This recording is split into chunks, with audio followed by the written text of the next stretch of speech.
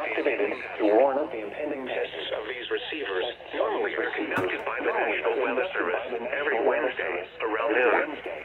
When there is a threat of or existing severe weather in the area on Wednesday, the test is postponed until the next good weather day. The warning alarm transmitted over this and other radio stations